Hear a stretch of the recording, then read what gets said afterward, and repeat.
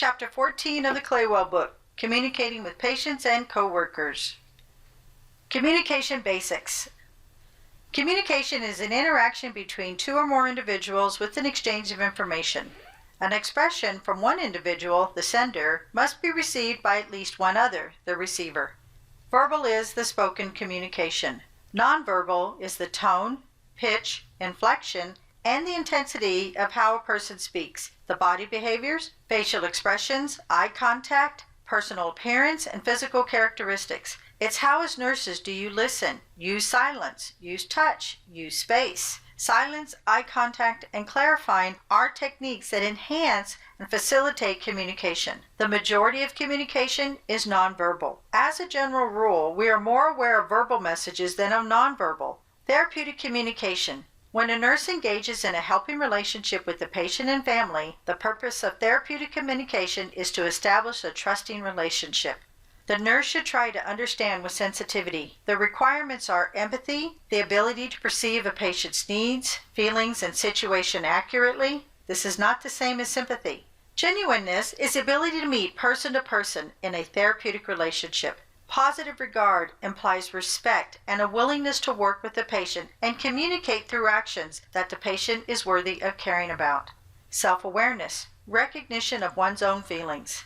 Non-judgmental, suspension of value judgment. Communication facilitators enhance effective communication. It is the use of warmth, acceptance, friendliness, openness, empathy, and respect in all interactions. Provides for privacy, confidentiality, and comfort of the patient. Appropriate humor and touch can help foster a closer nurse-patient relationship. Remember, always ask permission before touching a patient. Active listening is being attentive to the patient's verbal and nonverbal communication. Care must be taken to consider culturally appropriate nonverbal behaviors. Active listening establishes trust, requires an open mind and full concentration to hear what the patient is saying, verifies and clarifies messages, and uses open-ended questions versus closed-ended questions. Communication blockers. It tends to stop conversations and builds mistrust. It's condescending language. Questioning a patient's reasons rather than accepting them. Why questions? Why are you doing that? Task-oriented approach to nursing care, referring to a patient as a room or bed number. Room number 2. Failing to listen attentively, offering unsolicited advice or false reassurances. Using cliches and engaging in gossip. The primary focus of care is on the patient's needs and problems. It is a planned and goal-directed process that focuses on the patient's feelings, problems, and needs, and is not a social or intimate relationship. The orientation or introductory phase begins with the initiation of a nurse-patient relationship. This is the development of a trusting relationship with the patient, includes introductions and goal setting. This also includes orienting the patient to the facility, unit, room, and healthcare team. The working phase is the longest phase. This begins with the nursing assessment, interview, and physical examination and continues until the relationship is terminated. It begins by understanding the patient's story, opening questions, positive interviewing techniques, inclusion of the family. The interactions are deliberately planned, implemented, and evaluated in concert with the patient to reach mutually agreed on goals. When preparing to do patient teaching, be sure to assess the learner's needs. The principles of teaching and learning should be applied to make an accurate assessment of their learning needs and evaluate the effectiveness of the teaching provided. Listing key points, collecting teaching materials, and thinking about how a skill can be done at home are all considerations after the learning needs are assessed. The termination phase. This is the final phase when the nurse-patient relationship is completed. It needs sufficient planning, time to review goals and outcomes, and patient teaching. Patients need support because they may feel a safety net is being lost. A nurse is in the working phase with the patient and is using therapeutic communication. Which response facilitates interactions? The correct answer is number 1. It must be hard to tell me how you're feeling. Number 1 is showing empathy, and this is therapeutic. Another example of an open-ended question would be, what are you thinking about? And that could facilitate communication as well. The other choices are not therapeutic and will more than likely block communication. Health literacy is an individual's cognitive, social, motivational, and ability to gain access to, understand, and use information to promote and maintain health. It's affected by education, culture, society, and even the healthcare system itself. Patients may have a low health literacy skill, problems reading, comprehending, errors, confusion. So a strategy is to speak slowly, be specific and concrete rather than in general. Avoid jargon and medical terminology, reinforcing information like teaching back technique, and using easy-to-read or visual materials. Culture refers to the beliefs, values, and learned patterns of behavior that guide thinking, action, and decision-making.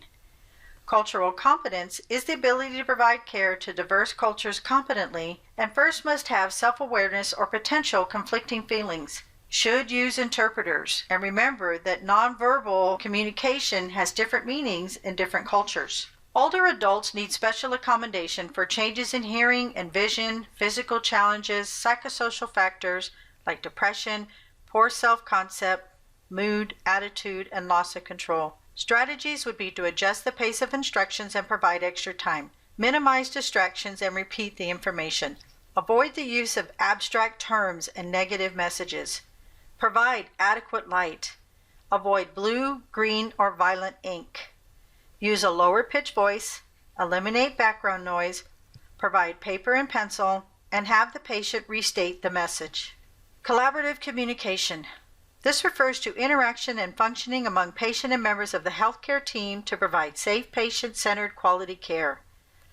Assertive communication is direct and honest, not infringing on others' rights. It does start with I.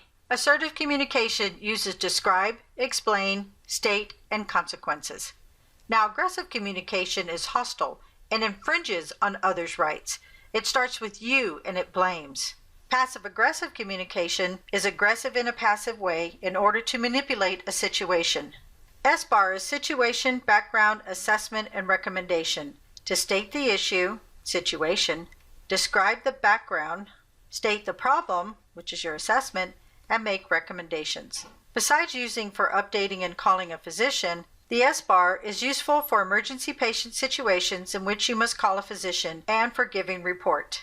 Delegation is a transfer of authority to a competent individual to complete certain nursing tasks. The individual must be qualified and must have demonstrated competent ability to carry out the task. The task can be delegated if it's within the scope of practice of the person to whom it is assigned. The nurse cannot delegate teaching, assessment, judgment, planning, and evaluation, and the nurse retains accountability even if it's delegated. The 5 rights are the right task, the right circumstance, the right person, the right direction and communication, the right supervision and evaluation, and the right documentation. Delegation means communicating clearly and concisely while considering cultural or ethical barriers. This requires sensitive but assertive communication. Be fair but firm.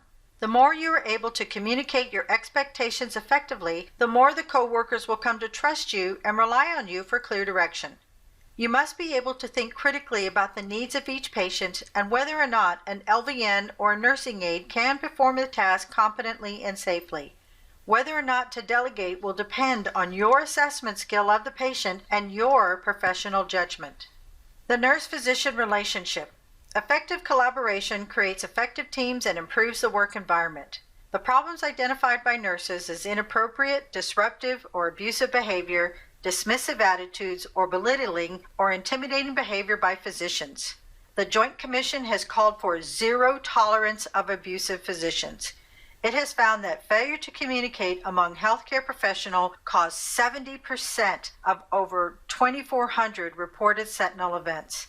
The nurse-physician relationship must improve, and improving this relationship brings empowerment, improved communication, mutual respect, emotional maturity, self-confidence, read back the orders, clear and precise messages, collaborative problem-solving, and understanding discipline-specific roles. A nurse communicates using the SBAR with the physician. What section is the A? The A stands for assessment.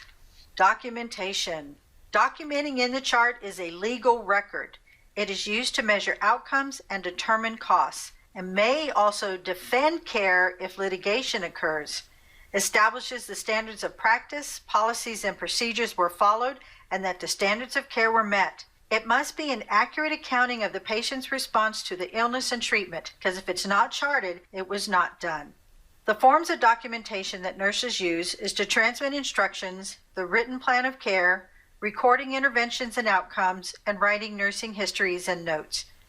Communicating assessment information, recording and explaining incidences, and passing on the information. Other forms of documentation would be written Mirandas, emails, letters, and interdepartmental and interinstitutional forms. All forms of communication must be complete, succinct, relevant, accurate, and factual. Common errors in charting.